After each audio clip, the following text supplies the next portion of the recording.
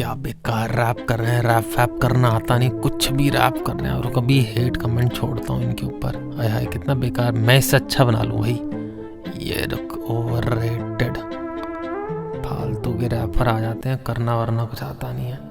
तो गाइस बहुत से म्यूजिशियन आज भी इसी लूप में फंसे हुए हैं कि बादशाह ज्यादा बेटर है, हनी सिंह का कमबैक नहीं हो रहा है, कृष्णा बहुत बढ़िया लिखता है या फिर एमीवे बहुत बढ़िया लिखता है, मुझे को तो ये पसंद है, वो तेरा रैपर तो क्या बेकार है। एफएल स्टूडियो तो सबसे बेस्ट डॉ है, एबल्टन तो सबसे बेस्ट डॉ है। अगर आप ये नहीं चलाते हो तो आप कभी इंडस्ट्री में काम नहीं कर पाओगे। हिप हॉप और पॉप बनाना तो क्या ही है, बहुत आसान होता है। तो गाइज मैं आपको ऐसी 5 मिथ बताने वाला हूँ जो कि एज अ बिगनर अभी आपके दिमाग में होगी, बट अगर आपने उसको जल्दी ही फ्लश आउट नहीं करा तो आप हमेशा बिगनर ही रहोगे, आपकी कभी भी ग्रोथ होगी ही नहीं। No artist is overrated. बहुत लोगों को लगता है कि हनी सिंह का गया है तो कुछ भी गाने निकाल दो उसके व्यूज तो आ ही जाते हैं, बादशाह का गया है ऐसे पॉप वॉप गाने निकाल देता है व्यूज आ जाते हैं। तो गाइस आपको ये समझना पड़ेगा म्यूजिक एक प्रोडक्ट की तरह है और सिर्फ वो ही प्रोडक्ट बहुत ज्यादा मार्केट में चलता है जिसकी डिमांड होती है और जिसको अच्छे से मार्केट करा जाता है सही टाइम पर। और चाहे आप बात कर लो हनी सिंह की, चाहे आप बात कर लो इक्का की, बादशाह की, ये सारे के सारे आर्टिस्ट जिनको आज आप देख रहे हो एज अ स्टार, ये बहुत टाइम से इंडस्ट्री में काम कर रहे हैं और ये जो एक नया रेव आ रहा है हिप हॉप का, न्यू स्कूल पॉप का, इसको साथ में लेकर आए हैं। और आप किस चीज में घुसे हुए हो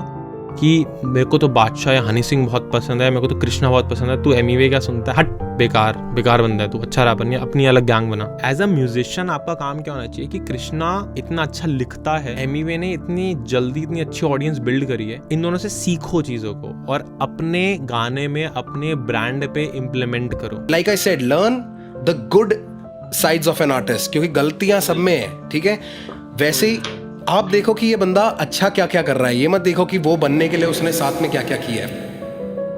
बादशाह जो इंडिया के काफी बड़े आर्टिस्ट हैं एंड हनी सिंह जो इतना कुछ होने के बाद भी कमबैक कर रहे हैं, फिर भी अभी भी इंडस्ट्री में आ रहे हैं। वो ऐसा भी कर सकते थे कि क्या ही पैसा तो है अपने पास, क्या ही करूंगा वापसी आके चिल करता हूँ, बट वो स्टिल मेहनत कर रहे हैं। ये सारी चीजें पॉजिटिव चीजें सीखो इन लोगों से, रादर देन आप यहाँ टाइम वेस्ट कर रहे हो कि ये आर्टिस्ट बेटर है, इसका क्या ही है। नहीं तो कुछ नहीं होगा। ये सारे आर्टिस्ट अपना मस्त लाइफ जी रहे हैं, अपने मस्त पैसे कमा रहे हैं, अपनी मस्त फैमिली को सपोर्ट कर रहे हैं। आप बस इसी में घुसे रहोगे कि मेरा हिप हॉप, मेरा आर्ट, मेरा ये गाना बहुत बढ़िया है, इसको तो क्या ही आता है।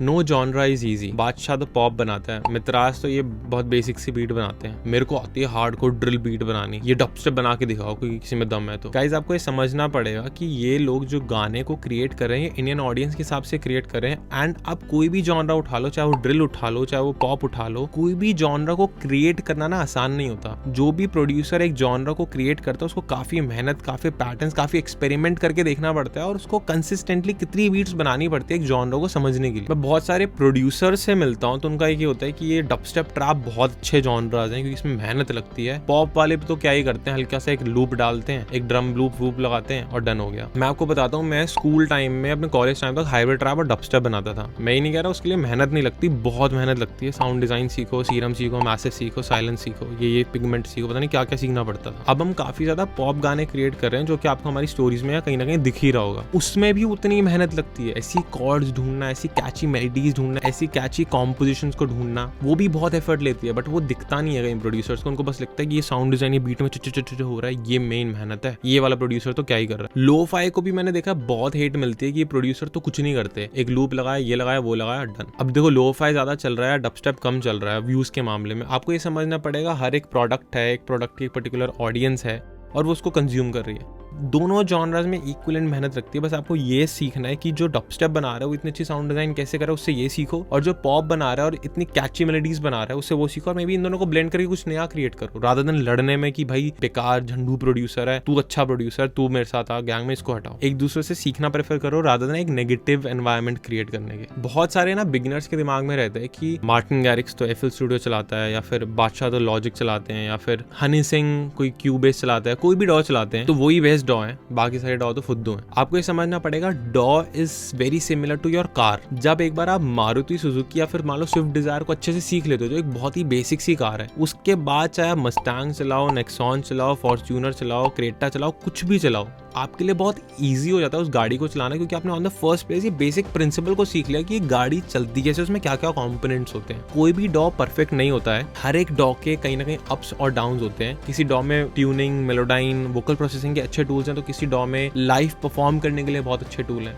तो किसी डॉ में बहुत अच्छे सैंपल पैक है, उसका वर्क फ्लो बहुत तेज है। हर डॉ के अप्स एंड डाउन है, बट अगर आपने एक डॉ अच्छे मन से सीख लिया तो आप इन फ्यूचर मल्टीपल डॉज भी चला सकते हो, क्योंकि डॉ गाड़ी की तरह ही है। एक बार आपको एक चलाना आ गया तो दूसरे पे हार्डली आधा 1 या 2 दिन लगेगा उस पर हाथ बिठाने के लिए। Don't take feedback from wrong people. जब बात आती है, जब आप एक म्यूजिक को क्रिएट करते हो तो आपको समझना है कि जो आप म्यूजिक क्रिएट कर रहे हो किस पर्टिकुलर ऑडियंस के लिए है। जैसे जब हम ट्रैक्स को क्रिएट करते हैं तो मैं अपने प्रोड्यूसर फ्रेंड्स को भी शेयर करता हूँ, मैं नॉर्मल लोगों को भी शेयर करता हूँ, लाइक मेरे मॉम डैड भाई बहन, मैं अपने दोस्तों को भी शेयर करता हूँ जो म्यूजिशियन नहीं है, और सबका फीडबैक लेता हूँ एक पर्टिकुलर गाने पे। अगर मेरे को ज्यादा पॉजिटिव हर जगह से दिखता है कि हाँ प्रोड्यूसर भी कह रहे हैं अच्छा 1-2 स्नेयर ठीक कर ले, वो ठीक कर ले, वो ऐसा इनपुट दे रहे हैं, बाकी सब अच्छा लग रहा है, और मेरे फ्रेंड्स मॉम डैड उनका ये कहना है कि हाँ ये गाना अच्छा लग रहा है, हमें शेयर कर दे, मैं सुन लूंगा। अगर कोई सामने से एक लिसनर ये कह देता है कि अपना गाना शेयर कर दे, मुझे सुनने हैं, बहुत अच्छे गाने, तो आप खुद ब खुद समझो उनको ये गाना पसंद आ रहा है। इनफैक्ट प्रोड्यूसर्स भी आपको अगर एक ऐसा फीडबैक दे रहे हैं कि हाँ इसमें थोड़ा चीजें खराब है, बाकी सब ठीक लग रहा है, तो ऐसा कई बार होता है कि वो अपने स्पेसिफिक लाइकिंग के हिसाब से आपको चीजें बता रहे हैं। तो आपको ये हमेशा समझना है कि फीडबैक तो सबसे लो, बट ऐसे गलत लोगों से ही सिर्फ फीडबैक ना लो कि आपने 1-2 प्रोड्यूसर को भेज दिया बस उनसे फीडबैक ले रहे हो। हर एक प्रोड्यूसर आपको कुछ ना कुछ वे में क्रिटिसाइज करेगा, not in a bad way, but वो अपनी लाइकिंग सामने रखेगा। और ये बेसिकली की क्लासेस में भी मैं काफी स्टूडेंट्स को बताता हूँ कि जो आप म्यूजिक को क्रिएट कर रहे हो,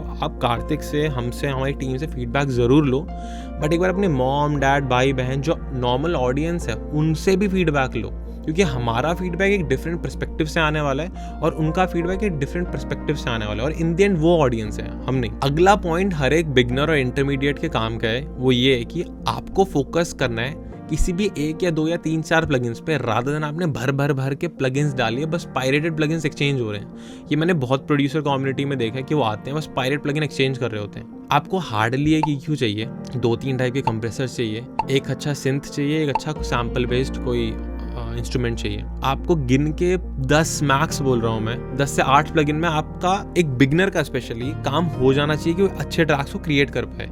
रादर देन वो टाइम स्पेंड कर रहा है कि मैं सारे प्लगइन भर लूँ, सूट 2 का भी क्रैक डाल लूँ, सीरम का भी क्रैक डाल लूँ, मैसिव का भी क्रैक डाल लूँ। अरे वाइटल फ्री है उसको यूज़ करो, नोवा फ्री है उसको यूज़ करो, फ्री प्लगइन्स को यूज़ करो और अपना टाइम दो कि वो फ्री प्लगइन कैसे चलता है, रादर देन कि जो प्लगइन मैं पायरेट करूँगा वो ज़्यादा अच्छा चलेगा क्योंकि वो पेड है। या तो उसको पैसे लाके खरीदो और उसकी अहमियत समझो और फिर उसको सीखो। तो ये कुछ पॉइंट्स रखने थे मुझे ब्लंट, क्योंकि हर एक म्यूजिशियन को ग्रो करा सके, रादर देन वो इसी पॉइंट से इसी दलदल में फंसे रहे।